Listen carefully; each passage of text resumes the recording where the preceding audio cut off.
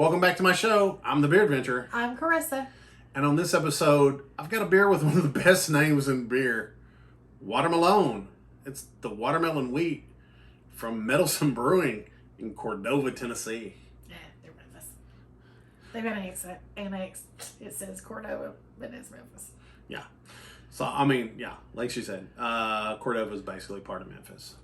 So, this, like I said, this is their watermelon wheat. It's 4.5% ABV. By the way, they have a nice little tap room. I've been there many times, taken a couple of my different friends. Nice people. Yeah, they're great guys. Nice girls too. Ooh, that smells real good. I'm gonna act like I've never had this beer because I've had this a bunch at the tap room usually, and I'm not gonna review it at the tap room. It's too much noise.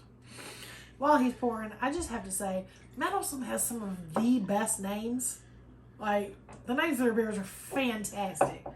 Their can art is great. What's better than fruit with faces and polka dots? Yeah. Now, another thing,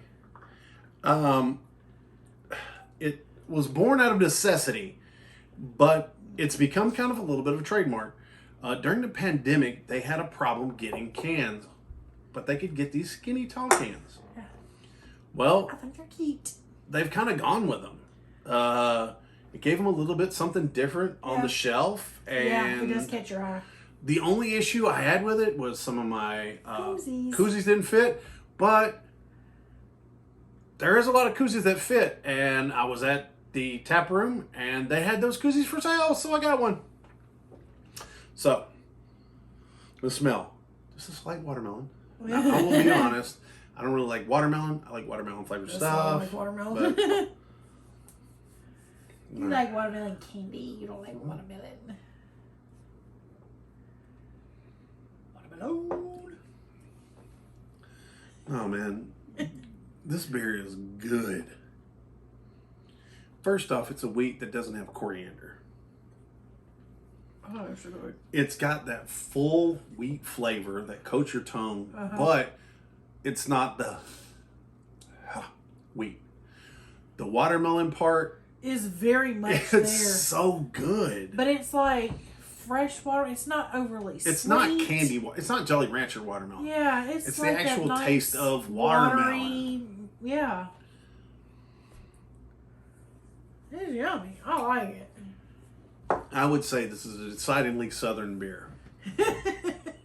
Just saying, like, if I'm not mistaken, this is a very popular beer for this company. I like it. That is I think it's a great beer. That is yummy. You know what's funny? I'm going to admit this. This is the first time I've had it in a can. Really?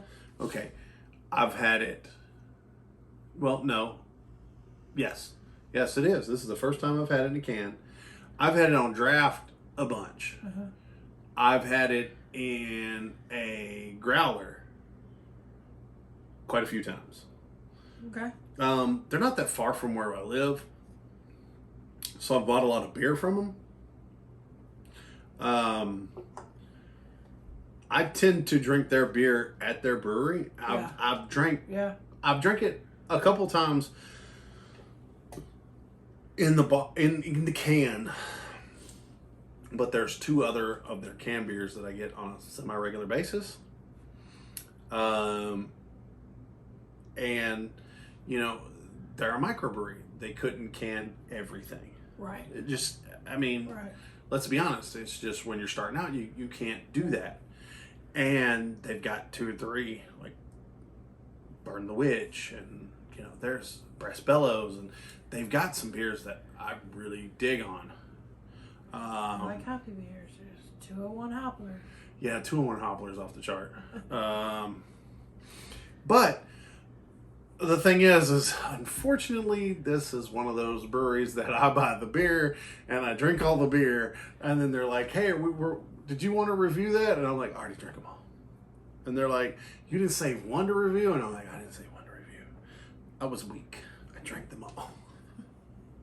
And then I just have to go buy more, and then I drink them all because I drink them all. But off the brand and back to the beer. The watermelon balances the wheat out. It takes some of that sharpness that you can get from those wheat beers, that overly weedy taste. Yeah. And that watermelon really rounds it out so that you're not stuck with that really strong wheat taste. I like that a lot. Because y'all know I'm all about the aftertaste. And here's the thing, as bad as it sounds, I've known their head brewer since he was an award-winning home brewer. So in all honesty, I'm probably a little too hard on those guys that I've known that were home brewers that became microbrewers.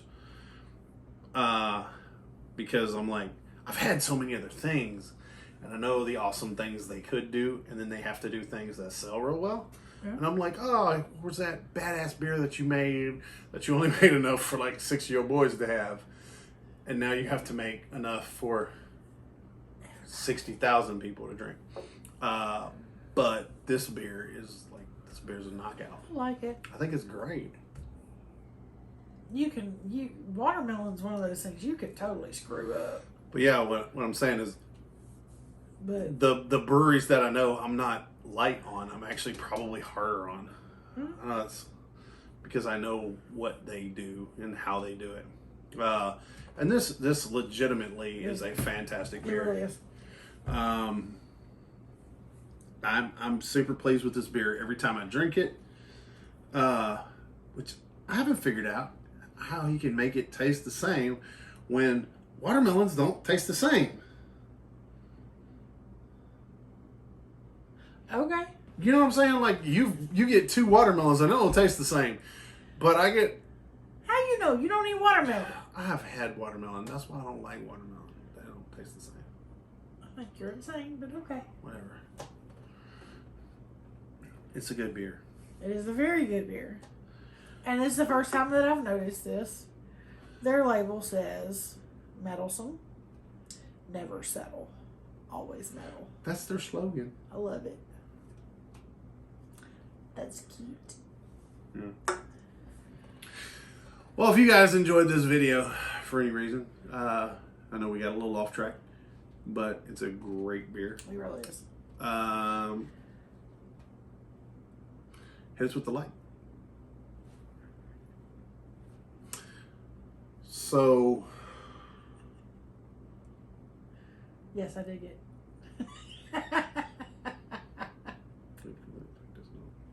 Yes, I would have another.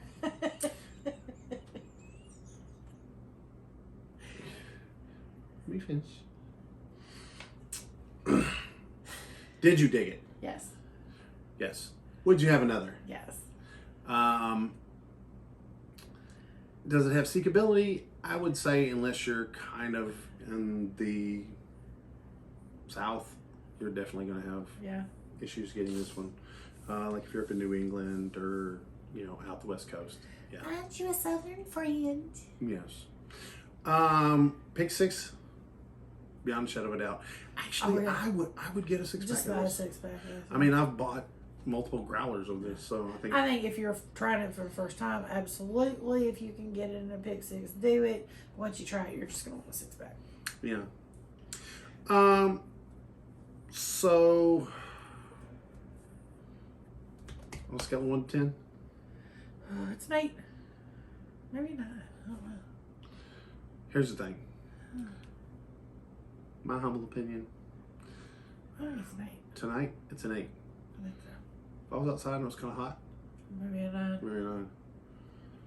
If I was at a baseball game, maybe a 9. Maybe 9.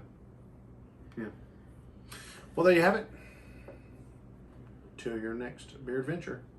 Cheers. Cheers.